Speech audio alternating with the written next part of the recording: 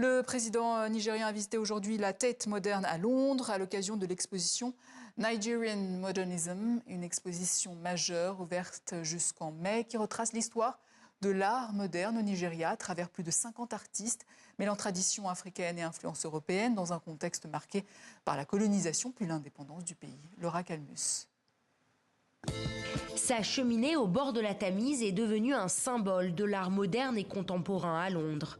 Ancienne centrale électrique, la Tate Modern accueille aujourd'hui une exposition inédite au Royaume-Uni consacrée à l'art moderne nigérian. Au centre, ces sculptures en bois de Ben Nwonwu, réalisées en 1960 au moment de l'indépendance et qui incarnent une nouvelle fierté et une identité artistique retrouvée.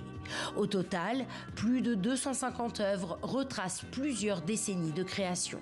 Elle explore les différentes manières dont les artistes ont adopté diverses conceptions du panafricanisme et de la décolonisation pour défendre l'idée de ce que pourrait être l'art moderne au sein d'une société postcoloniale.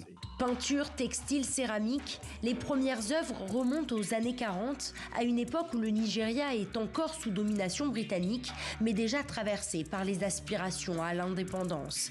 Des artistes qui mènent influence européenne et tradition africaine, comme Obiora ou Deschoukou, avec ses œuvres graphiques inspirées des traditions locales.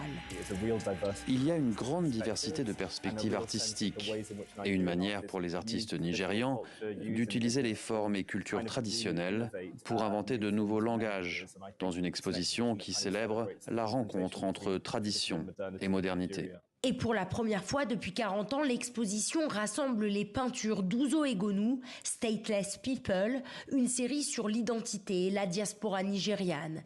À la sortie, les visiteurs sont conquis. C'était magnifique, c'est vraiment très riche, il y a une grande diversité, plusieurs époques, plusieurs styles. C'était une grande découverte. On voit l'impact de la colonisation sur l'art dans un pays très lié au Royaume-Uni, pour le meilleur comme pour le pire. C'est une excellente chose, car il y a toujours eu des échanges entre la Grande-Bretagne et le Nigeria, avec une importante diaspora ici.